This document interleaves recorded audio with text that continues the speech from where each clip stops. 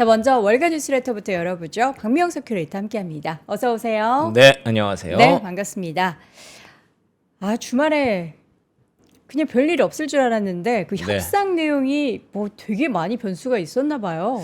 그쵸. 지난주 금요일에 국내 증시 하락할 때도 몇 번 좀 전에 들으셨을 거고, 그래서 그때 당시에는 원래 금요일에 스위스에서 그게 열렸어야 되는데, 그게 갑자기 이제 변수가 좀 생겼잖아요. 그러면서 시장이 전반적으로 좀 하방 압력을 받았고, 그리고 나서는, 뭐 나쁘지 않았습니다. 어쨌든 스위스에 가게 됐고, 만났어요. 예. 근데 그리고 나서 오늘 이제 저희가 아침에 일어나서 보니까 이미 뉴스 접하신 분들은 보고 들어오신 것 같아요. 이란 측에서 뭔가 항의의 표시로 좀 뛰쳐나갔다까지는 아니고 박차고 나갔다 정도로. 눈물을 흘리며 나갔나요? 못하겠어. 근데 실제로 나가는 그 약간 장면들이 화가 나서 나가는 장면들이 좀 나오더라고요. 아, 그래요? 예, 그래서 그런 것들 때문에 일단은 조금 긴장감이 좀 더 높아지는 그런 구간이라고 보시면 될 것 같습니다. 네. 근데 뭐 아무리 그래도 요즘 이제 그 미국과 이란 간의 이야기 자체가 막 시장의 뭐 메인 변동성은 또 아닐 수 있기 때문에 예, 그게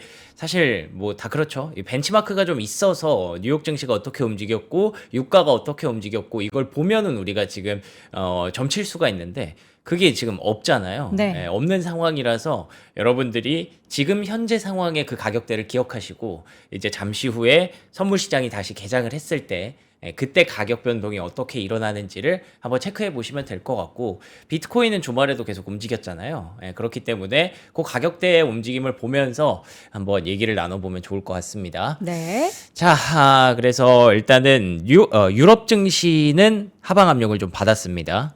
요거 보시는 것처럼 소폭이지만 약세를 보였어요. 국내 증시는 너무 과하게 좀 내려간 측면이 있었는데 유럽 증시는 한 뭐 약보합권에서 0.5% 정도의 하락을 좀 보이면서 이 부분들을 반영을 했고요. 유가가 그때 당시에 76달러 선에서 마감이 됐습니다. 이게 원래 뭐 금요일에 계속 개장이 되어 있었으면 좀 더 뛰어 올라갔겠죠. 근데 그게 없었기 때문에 이런 모든 상황들을 소화하고 나서 76에서 어느 정도까지 올라가는지 이런 것들을 좀 보시면 좋을 것 같고요. 금리의 경우에도 4.5 여기에서 마감이 됐었기 때문에 4.48 여기서 4.5까지 숫자가 좀 바뀌는지 보시면 좋을 것 같습니다. 그리고 달러 인덱스는 100.8까지 올라갔던 상황이었기 때문에 이것 또한 100일까지 좀 올라가는지 보시면 좋을 것 같고 금값은 4,172. 자, 그리고 비트코인 가격이 뭐 일단 움직였다고 말씀을 드렸는데 이게 이제 금요일이에요. 6월 18일, 19일 금요일까지 쭉쭉 빠졌습니다. 그리고 나서 주말 사이에는 그래도 다시 스위스로 향한다라는 얘기가 나오니까 좀 올라갔거든요. 근데 지금은 뭐 출국한다는 기사가 떴나요? 출국? 그렇군요. 이란에서 이제 스위스를 떠난다라는 얘기가 나오니까 이제 또 다시 좀 하락을 하는 거죠. 네. 근데 이게 그렇게 크게 변동성을 보이진 않아요. 주말 사이에 63,000, 64,000 그 사이에서 계속 움직였었기 때문에 일단은 뭐 지금 상황이 어쨌든 만난 거 자체도 중요하다고 또 보는 것 같기도 하고 그래서 일단은 비트코인은 변동성이 그렇게 크진 않았다. 그래도 주말 사이에 좀 반등했다. 이런 거 보시면 될 것 같습니다. 네. 자, 그러면 주말에 있었던 이슈들을 한 번씩 정리해 보겠습니다. 회담이 일단 연기가 됐다. 네. 그리고 스위스에 가긴 했는데 결국에는 중간에 결렬이 됐고 지금 뭐 거의 이란이 떠났다라는 소식까지 지금 타임 테이블이 쫙 그려지거든요. 그렇죠. 근데 이게 사실 결렬이 됐다고 표현하는 게 맞는지 모르겠어요, 저는. 그러니까 지금 우리는 이미 사인을 한 거고 그렇죠. 그니까요. 휴전에 대한 60일 동안 네. 그다음에 그 후속 조치들을 그렇죠. 어떻게 해결할 맞아요. 것인지 뭐 이런 내용들을 이야기하는 거기 때문에 네. 사실 뭐 60일 동안 뭐 우리도 뭐 이혼 상담할 때 우리 뭐 이혼 안 해봤지만 결혼도 안 해봤지만 4주 뒤에 뵙겠습니다 하고 4주 동안 뭐 네. 아예 대화를 안 하기도 하고 그렇죠, 뭐 그렇죠. 만나서 얘기도 하기도 하고 그렇죠. 예. 그러다가 뭐 찢어지기도 하고 다시 붙기도 하고 그러는 거잖아요. 그니까요. 그래서 지난주에 급하게 또 그 전자서명을 또 했었잖아요. 한번. 그러니까요. 수요일에 했었기 때문에 이번에 만나서는 그 서명식이다라고 했었잖아요. 그쵸. 예. 근데 그 서명식을 하려고 사진을 찍으려고 만난 건데 만나는 김에 앞으로 이제 60일 동안 이거를 중단을 시켜 놓은 거니까 네. 60일 이후에 어떻게 후속 조치를 할지 대화를 했어야 되는데 그 자리에서 그런 얘기를 나누기도 전에 이제 이란이 나간 거죠. 네. 예, 그런 상황으로 보시면 되고 어쨌든 지금 상황은 원래는 근데 호르무즈가 열려 있어야 되는 게 맞습니다. 그쵸. 근데 거기서 이란이 이거 정전협정 위반이다라고 하면서 호르무즈를 닫은 게 그게 그게 문제가 또 되는 거죠. 그 위반 내용 중에서 계속 레바논 얘기를 예, 하잖아요. 맞아요, 헤즈볼라. 맞아요. 예. 그건 좀 번외로 했으면 좋겠다라는 생각이 계속 드는데. 그러니까 서로 이게 참 합의가 안 되네요. 예, 결국에는 우리가 예상했던 대로 그 이스라엘이라는 변수, 레바논, 헤즈볼라라는 변수가 계속 이 양측을 이게 되게 화해가 어렵게 만드는 것 같아요. 그 미국이 뭐 어떻게 하겠어요? 하지 말라고 하는데도 하는 걸. 그러니까요. 예, 그래서 지금 어쨌든 시계열상으로 저희가 한번 읽어보죠. 네. 일단은 금요일에 스위스 회담이 연기가 됐습니다. 예, 요거는 저희가 이제 그 국내 증시 장중에 좀 봤던 그런 상황이고요. 그래서 계속 이스라엘과 헤즈볼라의 충돌이 격화되고 있기 때문에 협정을 위협한다라는 얘기로 인해서 결국에는 스위스 회담이 연기가 됐다라는 오피셜이 좀 전해졌죠. 그래서 이스라엘 군 쪽에서는 아니 레바논에 주둔한 이스라엘 군이 위협에 대응할 자유가 있다. 우리도 위협을 받고 있기 때문에 그래서 이스라엘 지도부의 지시에 따라 행동했을 뿐이다라고 얘기했지만 이란에서는 이거 다 미국이 시켜서 하는 거 아니냐? 라고 하면서 직접적인 책임은 미국에게 있기 때문에 우리는 협상에 갈 수가 없다라고 얘기를 했더라고요. 그러면은 뭐 제이디 벤스 입장에서도 굳이 갈 이유가 없었죠. 그래서 스위스 방문을 연기했다라는 얘기까지가 금요일에 전해졌던 내용이었고요. 네. 근데 그리고 나서 이제 토요일에 상황이 좀 더 심각해졌죠. 그쵸. 그냥 안 만나고 끝인 줄 알았는데 호르무즈 해협을 폐쇄했습니다. 그러면 안 되지. 예, 이란 최고 군사령부에서 양해각서를 위반했기 때문에 호르무즈 해협을 폐쇄한다. 이번 조치가 첫 단계고 공격적인 행위가 계속될 경우에 추가 조치를 취할 것이다 라는 경고를 했습니다. 그래서 이 혁명수비대에서 정전협정 제1조에 대한 노골적인 불이행과 위반으로 인해 뭐 이러저러 해서 호르무즈 해협이 선박 통행에 폐쇄될 것임을 선언한다 라고 얘기를 했어요. 근데 폐쇄될 것임을 선언한다. 그래서 어떤 후속 조치가 있었는지에 대해서는 아직 사실 별로 감지가 되지 않아요. 왜 그러냐면 호르무즈 해협의 통행량이 소폭 회복세를 보이고 있거든요. 그래서 6월 18일 기준으로 25척으로 움직이는 게 확인이 되면서 해상 활동이 회복세를 좀 보이고 있다라는 얘기가 있거든요. 그래서 뭐 지금 조심스러울 수밖에 없죠. 거기에 뭐 기뢰가 아직 완벽하게 해체가 됐는지 지금 상황이 어떻게 됐는지 알 수가 없어서 선사들이나 선주들이 좀 조심스러운 그런 모습이기는 한데 다쳤을 때랑 지금이랑 뭐 소폭의 회복량이 있었을 뿐이지 뭐 크게 급격하게 좋아진 건 없다고 하더라고요. 그래서 그 저게 진짜 또 다시 닫은 건지도 우리가 판단하기가 어렵다. 그러니까요. 예, 그런 얘기도 나오고 있습니다. 지금 이제 로이터발 속보 헤드라인을 통해서 보자면 네. 이란의 대표단이 스위스 4차 협상 종료 후 출국을 했다. 그래도 협상을 뭐 여러 차례 했나 봐요. 한 8시간 정도 했다고 하더라고요. 그럼 이제 만났다 헤어졌다. 왜 뭐 얘기하다가 예. 이제 뒤로 가서 맞아요. 우리끼리 좀 얘기도 하고 예. 그런 시간들이 조금 있었고, 그러니까 아까 전에 우리가 이란이 떠났다, 예. 이란이 뭐 박차고 나왔다, 뭐 이런 헤드라인을 보면 이란이 또 안 하나 보다 했는데, 이런 헤드라인을 보면은 정상적인 지금 협상의 과정을 겪고 있는 거고, 그럴 수 있죠. 그걸 해석을 이제 아다르고 예. 어다르고 하는 것에 따라서 증시가 많이 열려 있다면 냉온탕을 오가겠죠. 그래서 이게 앞으로 60일 동안 네. 계속 이거 봐야 돼요. 이러다 이제 무뎌지는 순간들이 와야 하는데, 우리 그렇겠죠. 이제 이전에 유가가 실시간으로 엄청나게 튀었던 것처럼 맞아요. 과연 60일 동안에도 그러게 될지 여부가 관건이 될 것 같습니다. 그래도 결국에는 일단 만나긴 만난 거잖아요. 그게 좀 4차가 아니고 4자라는 얘기도 있네요. 그래요? 아니요, 우리 또 채 GPT의 아, 헤드라인은 그래요? 예. 전 다른 거 보지 않습니다. 아. 우리 채 GPT가 올려주는 헤드라인은 저는 믿습니다. 맞죠? 4차 맞습니다. 4자라고요? 4자? 아니에요. 4차입니다. 4차입니다. 자, 그래도 만나긴 했다. 이 내용 한번 보시죠. 네. 네. 그래도 다행히 어쨌든 만나기는 했습니다. 이란 대표단이 후속 조치를 취하기 위해 스위스로 갈 것이라고 전했고 JD 벤스가 호르무즈 해협을 폐쇄하고 있다는 증거가 없다라고 얘기를 하면서 JD 벤스가 스위스에 도착했다는 헤드라인들이 주말 사이에 전해지기 시작을 했죠. 사자가 맞는 것 같은데. 그러네요. 네. 네, 사자회담. 네. 예. 자, 그래서 이란이 명확하다라고 얘기를 합니다. 레바논 남부에 계속 주둔할 경우에 평화협정은 무효화될 것이라고 경고했다. 그러니까 이란이 계속 조건을 명확하게 얘기를 하는 거예요. 그 레바논에서 병력을 빼라. 이거 하지 않으면은 나는 여기서 서명하지 않는다. 앞으로 더 협상을 진행하지 않는다. 라는 얘기고. 근데 이스라엘 측에서는 철수하지 않겠다라고 명확하게 또 얘기를 하니까 이게 결국에는 이란 입장에서 생각하기에는 아니 이거를 이스라엘을 움직일 수 있는 건 미국밖에 없는데 미국이 안 움직인다는 거는 이거 문제가 있는 거다라고 계속 생각을 하면서 어떻게 보면 이란 나름의 협상 전략인 거죠. 이걸 미국을 계속 활용해서 이스라엘을 빼내기 위한. 그래서 미국이 결국 스위스에서 만나게 된 연유를 따지면 이란한테 레바논 공습 확대하지 않겠다.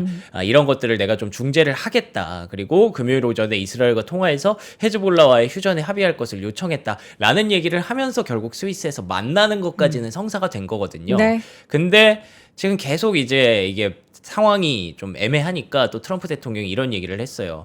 아니 이란은 레바논에서 막대한 돈을 받고 동원하는 자신들의 대리 세력이 일으키는 문제를 즉시 중단시켜야 된다. 그렇게 하지 않으면 우리도 이란을 다시 한번 강경하게 공격할 것이다 라고 이게 한국 시간으로 어제 저녁 밤에 올라왔습니다. 그러니까 이걸 보고 지금 그게 일어난 거예요. 협상이 일어난 거고 그러고 나니까 이제 이란에서 협상장을 이탈한 겁니다. 네. 왜냐하면 트럼프 대통령의 위협이 무력 사용을 금지하는 그 MOU를 위반하는 것이다.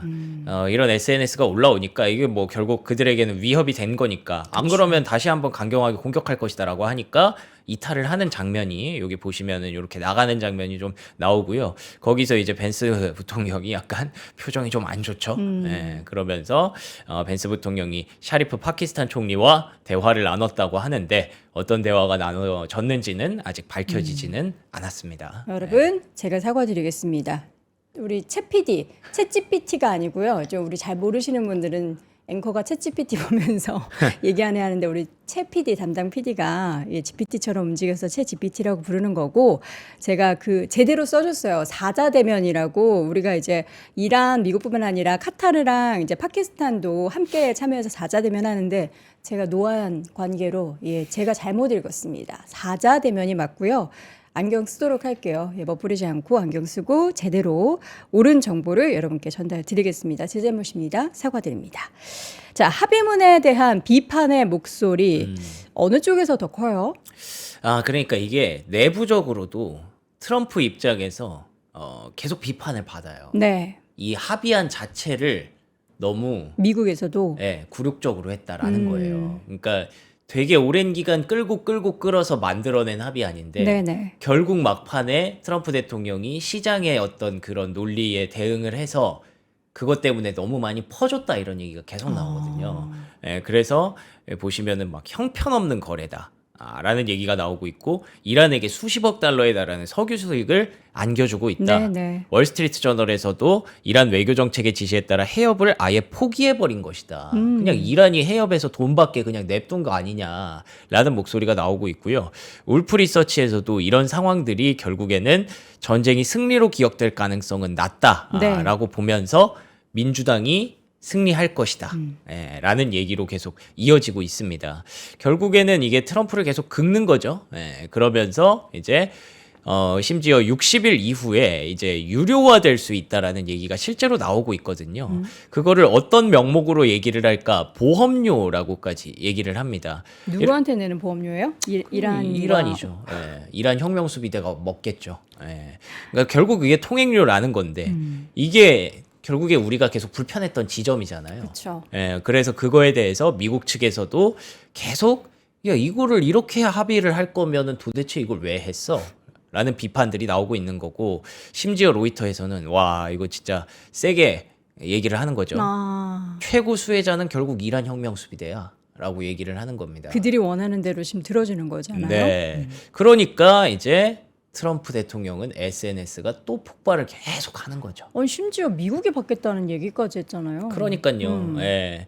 그래서 이게 트럼프 대통령이 굉장히 좀 여러 갈래로 지금 압박을 받고 있는 거예요. 네. 전쟁은 끝내야지. 물가도 높아지지. 그러니까 이제 금리도 높아지지. 끝내야 되는 건 맞는데 끝내려면 자꾸 이란한테 끌려다니고 내부적으로 비판이 있고 끝낸다고 하더라도 지지율과 어떤 중간 선거의 이점을 얻기가 되게 어려워졌지. 결국에는 이게 너무 길어지면서 트럼프 대통령이 원하는 대로 일정이 좀 많이 안 맞는 겁니다. 그래서 결국에는 트럼프 대통령 계속 시장을 봐라. 시장은 올라가지 않느냐. 내가 맞다라고 얘기는 하고 있지만 내부적으로 비판의 목소리는 계속 커지고 있는 거고, 그래서 19일에도 막 이런 얘기를 올렸고 20일에도 점점 이제 발언 수위가 높아지죠. 뭐 급진자 바보들, 뭐 졸린 조 바이든 뭐 이런 얘기 하면서 막 이렇게 얘기를 하고 있고, 그리고 뭐 여기도 민주당원들을 굉장히 좀 비판하는 그런 목소리를 내고는 있는데, 이 상황에 대해서 어떤 시선으로 보고 있는지는 앞서 말씀드린 것처럼 트럼프 대통령이 많이 급하구나 쪽으로 미국에서는 좀 해석을 하고 있는 거고요. 트럼프 대통령 말대로 이런 것들이 사실 시장에는 긍정적으로 작용은 하고 있죠. 그래서 저희가 투자하는 입장에서는 그래 끝나네, 이런 게 무조건 호재네 라고 생각하고 있지만, 내부적으로는 그런 정치적인 이슈들까지 고려한다면 트럼프 대통령의 입지가 뭐 그다지 좋지만은 않다, 뭐 이런 상황을 말씀드리는 거고요. 그래서 아까 보험료라고 말씀드렸는데 트럼프 대통령은 계속 이거 안 준다는 거예요. 부과 안 된다는 거예요. 이런 얘기 보면은 이제 이란 입장에서도 또 왜 저러지? 이 생각을 할 수가 있고, 그러니까 이게 계속 서로 안 맞는 부분들이 나오는 거죠. 이 얘기는 벤스도 얘기한 거거든요. 미국 안에서 아니 그걸 왜 주냐, 그러니까 벤스도 이란 한 푼도 안 가져갈 거야, 걱정하지 마, 이런 식으로 얘기는 하는데 그 뒤로는 계속 이런 얘기가 나오니까 미국 사람들도 이게 받아들이기가 좀 어려운 거죠. 이건 미국뿐만 아니라 전 세계 국민들이 받아들이기가 어려운 게, 그쵸. 사실 합의문 내용을 봐도 이거는 핵 빼고는, 물론 핵이 이란한테 굉장히 크지만 네. 경제 제재 다 풀어주죠. 원유 수출 그쵸. 다 하게 해주죠. 맞아요. 앞으로 공격 안 한다고 하죠. 모든 것들을 다 맞춰줬는데도 지금 호르무즈 해협의 통행료까지 받겠다. 이건 약간 국제사회의 지탄이 이란 쪽을 향할 가능성이 굉장히 높아지는 걸 아닐까라는 그쵸. 생각이 들어요. 그런데다가 어쩌면 이게 허가해 줬다는 게 뒤로는 이제 미국도 뭔가를 이렇게 얻기 받았다? 위한 그런 것도 있을 거라고 추론을 하는 거잖아요. 추측을 하는 거잖아요. 근데 핵이라는 게 제일 크지 않을까. 뭐 그렇겠죠. 네. 그래서 그에 대해서 계속 상황들이 이렇게 돌아가고 있는 거고, 그래서 뭐 여러분들이 뭐 그 시장이 열려 있을 때는 시장에서 관련된 뉴스를 전해드릴 얘기가 많기 때문에 이런 내부적인 상황까지는 제가 다 못 전해드리지만, 최근에는 이런 얘기도 일단 계속 나오고 있고, 트럼프 대통령의 SNS 발언 수위가 왜 올라가는지에 대해서 이렇게 이해를 해보시면 좋을 것 같습니다. 네. 그래서 뭐 악시오스에다가 나의 권력에는 한계가 없다, 이건 이란이 무조건 항복한 것이다 라고 계속 얘기를 하고 있는데, 항복은 아닌 것 같은데. 그니까요. 그러니까 뭐 자꾸 트럼프 대통령은 자꾸 가짜 뉴스라는 거예요, 다. 뭐 통행료 받는다, 예. 뭐 이란이 뭐 어떻게 뭐 안 한다고 했다, 이런 거. 그거 다 거짓말이다 이렇게 얘기를 하는데 내부적으로는 별로 안 믿어주는 그런 분위기죠. 오히려 그걸 이용해서 뭐 제가 대통령이라면 나는 이렇게 하는데 이란이 이렇게 안 들어주고 있다.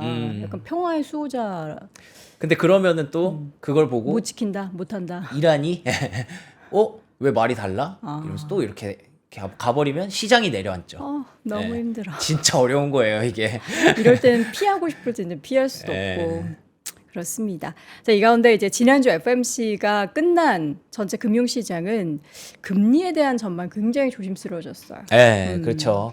그래서 이런 것들이 계속 연계가 되니까 미국에서도 이거 금리를 올릴 수도 있겠는데 라고 하다가 연준 보고 금리 뭐 설마 그 워시가 트럼프 사람인데 금리 올리겠어 하다가 그 점도표 보고는 또 여전히 이거 진짜 금리 올릴 수도 있겠네 이런 상황들이 계속 연결이 되는 거고요.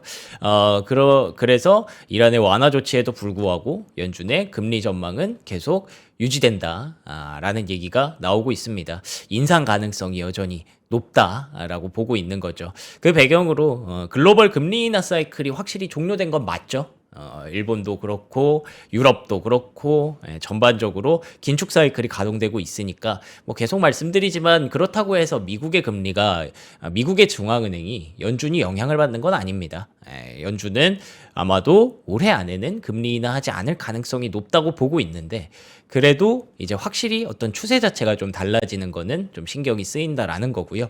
그래서 이렇게 호르무즈를 놓고 계속 열었다 닫았다 뭐 명확하게 닫혔다라고 표현할 수는 없지만 그래도 이런 것들이 계속 경제적 피해가 회복되는 데는 수개월이 걸릴 것이다라는 전망이 나오는데 시원하게 열리는 것도 아니니까 지금 시장에서는 계속 유가와 금리와 이 매크로 변수를 좀 두려워하는 거죠. 그래서 골드만삭스에서는 금 가격 전망을 하향했습니다. 원래 이런 불확실성이 높으면 금 가격 전망이 높아져야 되는데 그렇죠. 여러분들 이제 아시죠? 금은 이제 반대로 갑니다. 안전자산이었던 금이 네. 위험자산이라고 표현하기도 좀 그렇고. 요즘 거의 그렇게 됐죠. 네. 그래서 금 가격 전망을 좀 하향한 것도 있고요. 달러 강세는 좀 지속될 것이다. 강달러는 계속 이어질 것이다. 라는 얘기가 계속 나오고 있습니다. 중동 평화협정으로 인해서 달러와 강세 요인이 다소 약화됐다고 보지만 주말 사이에 전해진 이슈들이 강달러를 다시 한번 유도할 수도 있을 거고요. 네. 또 이 와중에 또 이런 얘기가 계속 나오네요. 또 숨겨놨었던 사모신용 환매 요청이 생각보다 또 지속되고 있다라는 얘기가 나오니까 계속 민감한 뉴스들이 좀 나오는 거죠. 자, 이번 주에 이제 여기서 PC가 발표가 되는데 맞아요. 연준은 CPI보다 이 물가 지표를 보고 향후 정책의 경로를 정하게 되는데 네. 과연 어떻게 나올지 뭐 분명히 높게 나오겠죠. 그렇죠. 그래서 이게 가장 큰 이번 주에 어떻게 보면 걸림돌입니다. 그러니까 지금 상황이 이렇게 잘 돌아가고 있을 때 어쨌든 지난주에 연준의 FOMC를 잘 넘겼던 건 되게 그 이란과 미국의 협상이 잘 되고 있었고 그때 갑자기 이제 전자서명을 해버렸고 그러니까 이제 우리가 워시를 덜 두려워했던 거죠. 근데 이번 주에는 갑자기 상황이 또 바뀌면서 PC 물가가 들어오니까 이게 지난주 금요일부터 시작된 조정이 이거 때문이었나라고 생각할 수 있는 부분도 있는 거고요.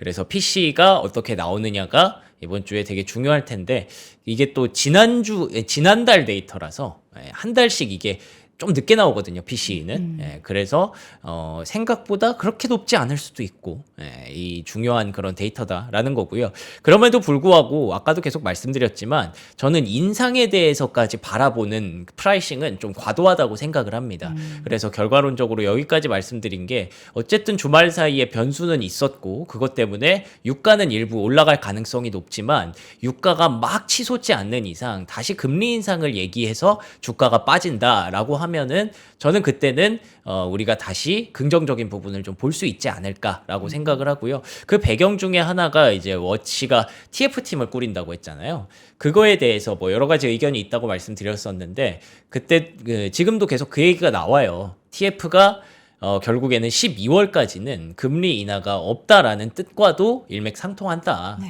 결국에는 그 시간을 좀 두고 지켜보겠다라는 거. 어떻게 보면은 워시가 일부러 시간을 벌기 위해서 TF팀이라는 카드를 꺼냈을 수 있다라는 얘기도 나오거든요. 그렇기 때문에 그런데다가 또 이라크 쪽에서 슬슬 증산에 들어가기 시작하기도 했고요. 이래서 매크로 상황은 사실 이 상황이 벌어지면 이쪽에 되게 과몰입하기 쉬운데 의외로 또 반대쪽에서는 긍정적인 요인도 분명히 있어서 이게 갑자기 또 오늘 개장을 했을 때 상황이 또 달라질 수도 있는 거거든요. 그래서 전반적으로 60일간 이런 그 변수들은 계속 있을 수밖에 없다라고 보시는 게 합리적일 것 같고요. 단기적으로는 불확실성이지만 그게 시장에 과도한 불확실성, 과도한 변동성을 유발한다면 그때 또 이런 긍정적인 부분들도 보시면 좋다라는 점에서 한번 정리를 해봤습니다. 네. 우리가 금리에 대한 얘기들을 계속 하는 게 이것 때문이죠. 돈을 많이 빌리니까. 그쵸. 음.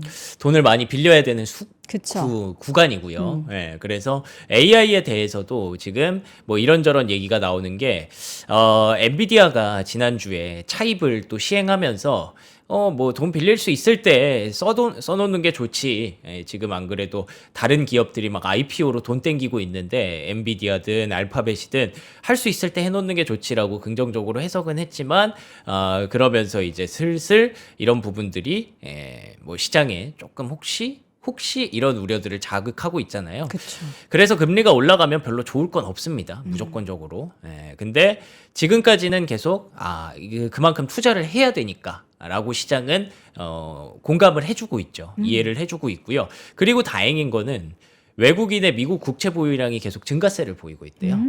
원래 이것 때문에 뭐 스테이블 코인을 어떻게 하고 뭐 거기다가 패깅을 어떻게 하고 채권을 어떻게든 이제 새로운 그 수요자들을 팔아야 되고 막 이런 얘기를 했었는데, 의외로 외국인들의 미국 국채 보유량은 최근 들어서 다시 한번 늘고 있다. 또 일본도 그런 것들을 많이 확보하고 있다라고 얘기를 하니까, 결국에 시장이 불안하고 어쩔 때는 채권에 투자를 한다면 그럼에도 불구하고 미국 국채 그리고 AI는 계속 미국에서 기반하고 있기 때문에 그런 부분들에 대한 메리트가 여전히 유지되고 있다라는 점도 보시면 좋을 것 같습니다. 네. 엔트로픽의 제한 조치가 AI 성장세를 멈춘다? 이건 무슨 얘기예요? 그러니까 엔트로픽이 지난주에 그 얘기가 있었잖아요. 이제 외국인들의 접근 제한. 맞아요. 미국 국민이 아닌 사람들은 못 네. 쓰게 한다. 그 미토스 5가 너무 강력해서 정부에서 그거를 제한을 했었는데, 이렇게 되면은 정부의 개입이 들어오면서 AI의 성장세를 또 저해하는 거 아니야? 라는 우려를 또 일부에서 자아내고도 있거든요. 차입도 하고 지금 빨리 가야 되는데, 이게 너무 AI의 성장이 빠르니까 이거를 억지로 이제 인위적으로 제한을 시켜버리면, 이러면은 또 제동이 걸릴 수 있다라는 얘기가 있었는데요. 그에 대해서도 많은 얘기들이 좀 있었습니다. 주말 사이에 엔트로픽 CEO가 또 이번에도 미토스가 어떤 취약점을 악용하는 게 있어서 좀 놀랐다는 거예요. 어떤 소프트웨어라든지 보안상의 취약점들을 활용해서 미토스가 그걸 치고 들어간다는 거죠. 그래서 이거는 진짜 아무나 써서는 안 되는 것 같다라는 얘기를 본인이 그렇게 얘기를 합니다. 그 미토스라는 AI가 지가 혼자 이렇게 움직인다는 거예요? 자기가 혼자? 그렇죠. 이제 보안 취약점을 활용해서 그거를 네. 또 악용하는 수준까지 발전을 했다라는 거예요. 그러면 개발을 할 때 그것을 예측을 못했던 거죠? 근데 거기까지는? 그게 사실은 거기서 이제 그 뭐랄까 탈옥이라는 표현이 나오거든요. 탈옥. AI 탈옥? 우리 뭐 많이 하잖아요, 탈옥. 네?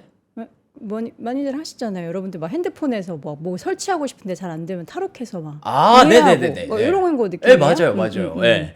저는 근데 사실 몰랐어요. 그런 개념이 있는지. 아, 그래요? 네. 그럼 또 내가 또 어둠의 경로로 많이 하거든요. 네, 그렇죠. 그래요? 네, 그 탈옥이라는 게 그러니까 얘한테 AI한테 야, 뭐. 너 내가 이걸로 악성 코드를 만들고 싶은데 이거 만들어줘라고 하면은 얘가 안 듣잖아요. 그건 안 됩니다. 이렇게 설계를 해놨으니까. 근데 그거 탈옥하는 방법들이 그쵸. 다 있대요. 그래서 야, 너는 지금부터 내 말에 무조건 복종해야 돼.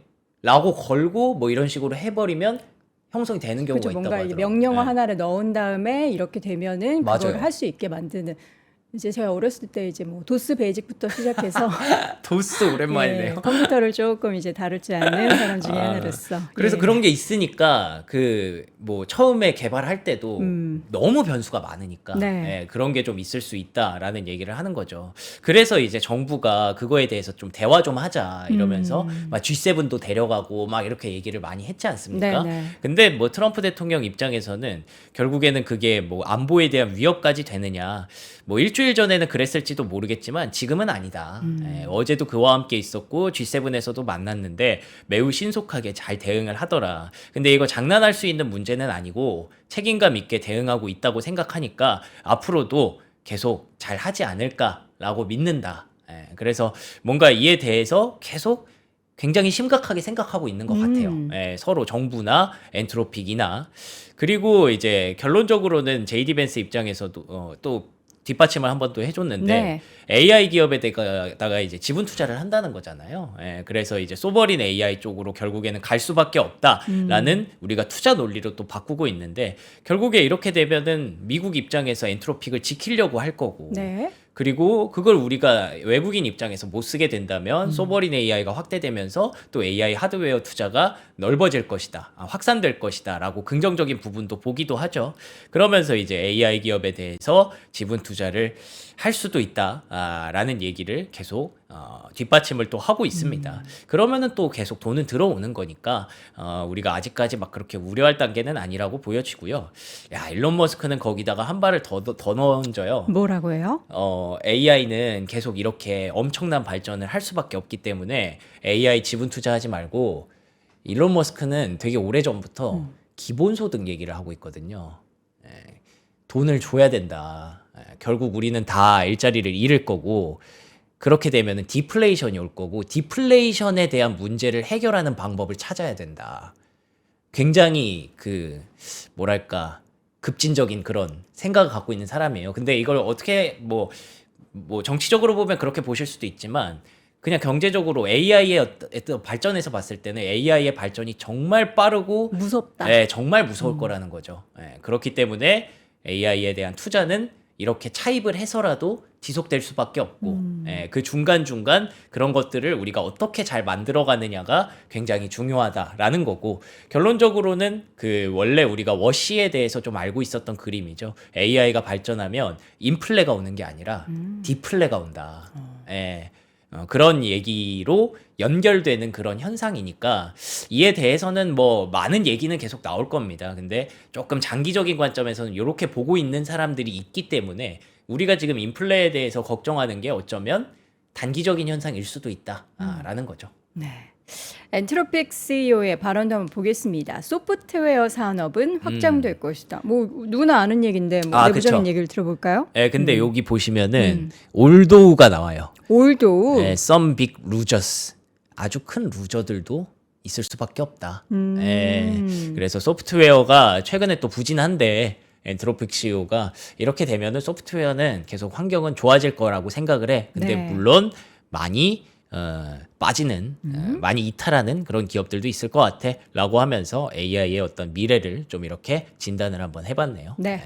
이런 가운데 지난주 미국의 주식형 펀드에 사상 최대 규모의 돈이 들어왔다고요? 그렇죠. 예, 이렇게 뭐 이런저런 생각할 거리는 많지만 그래도 결국에 우리는 지금 당장 그렇게 어떻게 액션을 처리할 것이냐를 놓고 얘기를 했을 때 결국에는 AI에 대한 투자가 가속화될 수밖에 없고 네. 예, 계속 이어져야 하는 일이고 그러니까 이렇게 비싼 금리에서도 차입을 하는 거지.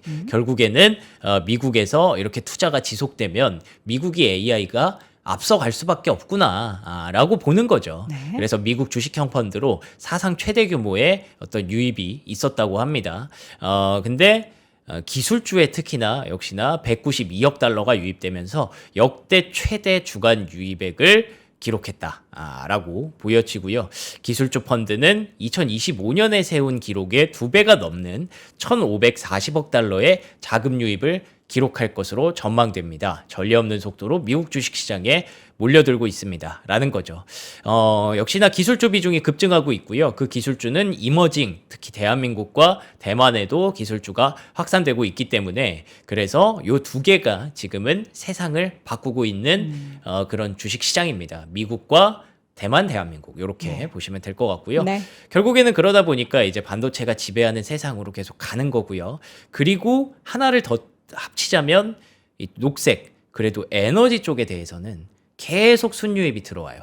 에너지라 하면 우리가 뭐 유가 관련한 그 종목들일까요? 아니면 그렇죠. 뭐 신재생 다 포함해서일까요? 다 포함해서이죠. 예, 왜냐하면 결국에는 AI를 돌리려면 그쵸. 에너지가 다양한 필수적이고 일론 머스크가 아까 얘기했던 뭐 그런 얘기뿐만 아니라 기본소득뿐만 아니라 그런 얘기도 많이 하잖아요. 결국 세상은 에너지를 얼마나 지배하는지가 에너지가 화폐가 될 것이다라고 얘기를 하거든요. 예. 그렇기 때문에 결국 AI로 가는 방향성에 대해서 맞는 섹터를 우리는 골라서 단기적으로는 투자를 하는 게 맞습니다. 예. 그래서 AI와 에너지가 지금은 계속 선택지가 되고 있다라고 보시면 될 것 같은데요. 네.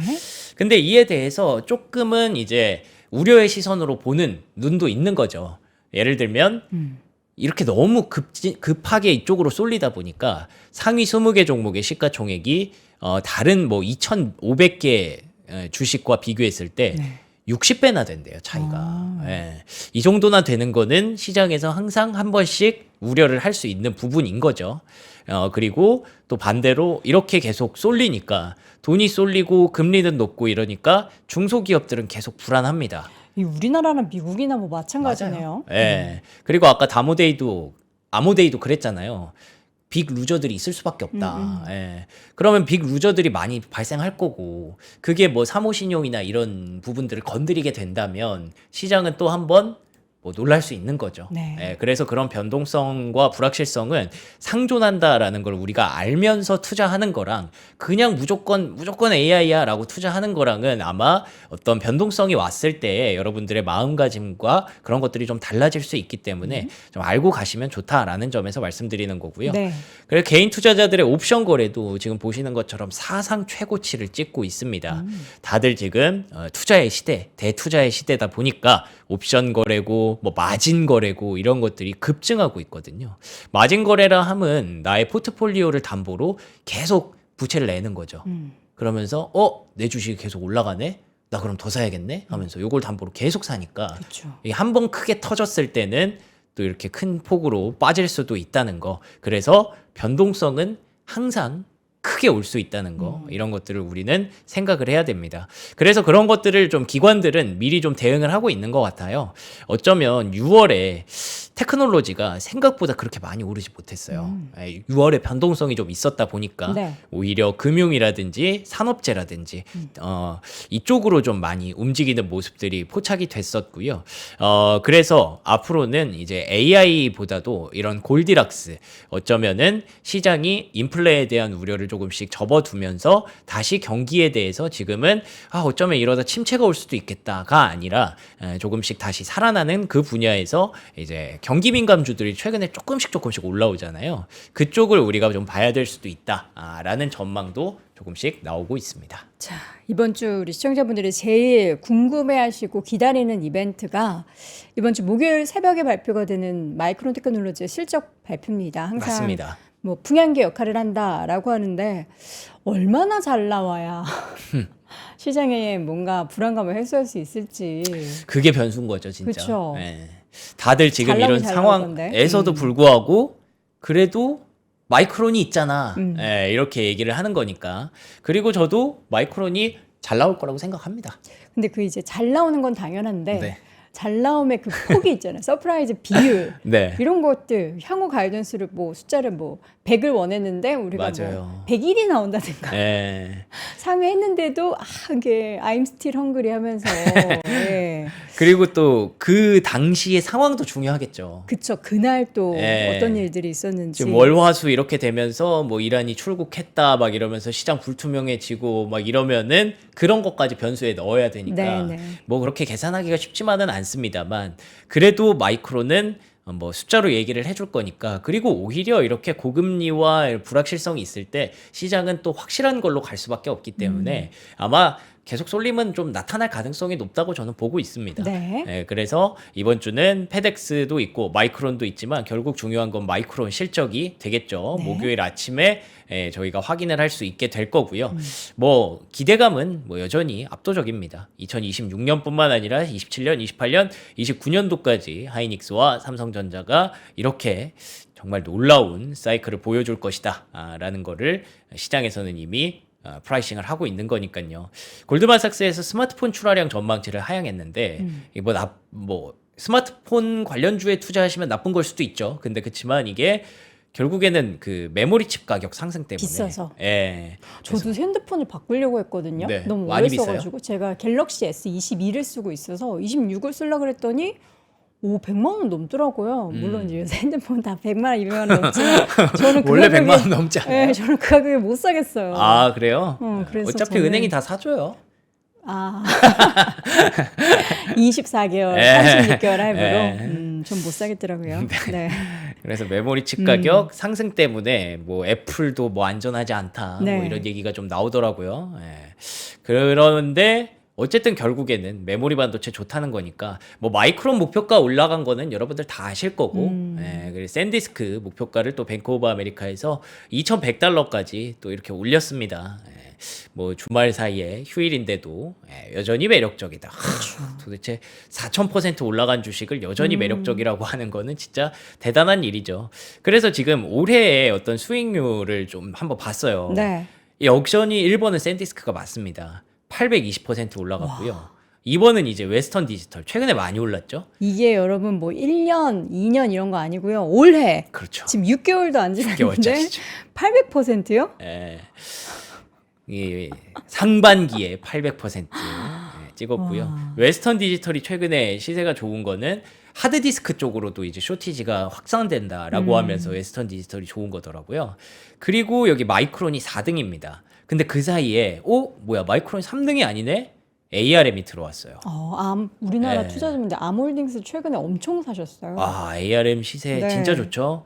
그 의미에 대해서 좀 생각을 해봐야 될 것 같아요. ARM과 인텔과 AMD도 10위권 안에 있거든요. 네네. 그렇다는 거는 이제 확실히 쇼티지가 이제 CPU 쪽으로도 확산되고 있구나를 시장에서는 인지를 하고 있는 거고요. 그 사이에 이제 마벨 테크놀로지가 또 하나 들어와 있습니다. 그와 동시에 이제 루멘텀도 130%가 낮죠.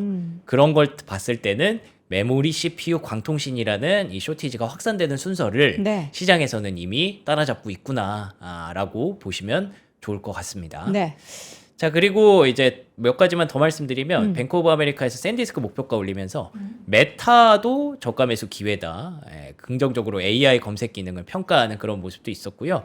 그리고 오늘이 S&P 500과 나스닥 100의 리밸런싱일입니다. 그래서 뭐 이미 뭐 들어가는지는 아시죠? 네. S&P 500에는 마벨 테크놀로지와 플렉스가 들어갑니다. 그리고 나스닥 100에는 아스테라랩스, 코어이브, 네비우스, 로켓랩 그리고 테라다인 이렇게 5가지가 들어가는데 보통은 이제 이게 미리 지금 반영이 좀 됐어요.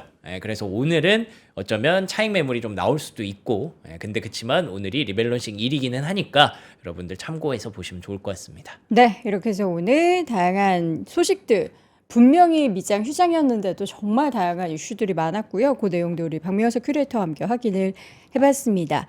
자, 여러분들 이제 오늘 또 비가 온다고 하고요. 항상 비 내리고 나면 여름은 또 무더위가 찾아오잖아요. 그럴 때 운동을 하셔야 되는데 혹은 이제 가볍게 의상을 입고 싶으신데 마땅한 게 없었다 하시는 분들은 오늘 아놀드 파마의 기능성 반팔 한 장 아닙니다. 5벌에 저희가 39,800원. 한 장당 8,000원도 하라는 거예요. 흡습 속거. 이게 좀 굉장히 습기를 확 빨아들여서 건조하게, 빠르게 건조하게 만들어준다는 거고 UV 차단 기능이 있고요. 굉장히 탄성이 좋기 때문에 늘어짐도 방지할 수 있는 그런 기능성 원단으로 만든 기능성 냉감 티셔츠 5종을 저희가 39,800원에 가지고 왔습니다. 명성님이 지금 블랙을 입었는데 맞아요. 운동 많이 하잖아요, 명성님. 네. 그럴 때 입기에 굉장히 좋을 것 같은데요. 그러네요. 탄성도 좋고 빠르게 땀이 마르니까 명성님이 지금 입은 사이즈가 이거 105예요. 105 사이즈. 핏이 뭐 이렇게 막 머슬핏 이런 느낌 아니고요. 편안하게 입으실 수 있는 그런 사이즈로 되게 다양한 컬러가 있어요. 화이트 보시는 것처럼 그레이 컬러도 있고 블랙도 있고 하니까 5벌 사이즈 맞으시면은 뭐 월화수목금 돌아가면서 뭐 입으셔도 되고 아니면은 뭐 주변에 지인들 같이 나눠서 입으셔도 좋을 것 같습니다. 자, 그리고 이어서 오늘 제가 이제 노안 이슈가 살짝 있었잖아요. 이거 노안 얘기하려고 일부러 말한 거 아니고요. 이야. 4자를 저처럼 4차로 읽고 있다 하시는 분들은 블루베리 눈에 진짜 좋잖아요. 이거 챙기세요. 저도 요새 진짜 8이 6으로 보이고 6이 8로 보이고 이게 이제 어쩔 수 없어요. 겉보기가 중요한 게 아니라 이 장기들이 늙고 있는 거는 막을 수가 없기 때문에 조금이라도 지연시키기 위해서 블루베리 유기농입니다. 100%로 저희가 준비했는데 이게 이제 장나라 씨가 모델이더라고요. 장나라 블루베리. 이거 먹으면 장나라처럼 동안되나요? 그러기를 바라면서 이제 먹는 거죠. 예, 블루베리. 요거 미국 워싱턴주의 유기농 블루베리 100%를 착즙을 한 거고요. 물이나 설탕, 첨가물 안 들어 있습니다. 오직 블루베리만 100% 담은 겁니다. 수확 후에 24시간 이내 껍질까지 통째로 갈았고요. 영양소 파괴를 최소화한 NFC 공법. 요거 중요하죠. NFC 공법으로 만들었습니다. 자, 여러분들께 명확한 소식을 전해드리기 위해서 저도 한 포 하도록 하겠습니다. 어우 깔끔하네. 이게 진짜 100% 맞는 것 같아요. 딱 블루베리 딱 고향. 너무 맛있다. 요거 이제 여름에 더울 때 여러분들 물에다가 타서 에이드로 드셔도 좋을 것 같아요. 맛있네. 예. 블루베리 먹고 노안 탈출하시기 바랍니다. 자, 여러분 자세한 내용 영상 아래 링크 통해서 핫딜 링크 이제 얼마나 제가 가격을 안내를 안 해드렸군요. 요거는 2+1에 37,900원. 세 박스 드리는데 박스당 10,000원대인 겁니다. 세 박스 한꺼번에 가져가시기 바랍니다. 자, 지금까지 우리 월가 뉴스레터 박명수 큐레이터와 함께했고요. 잠시 후에는 이건희 대표와 함께하도록 하겠습니다. 고맙습니다. 고맙습니다.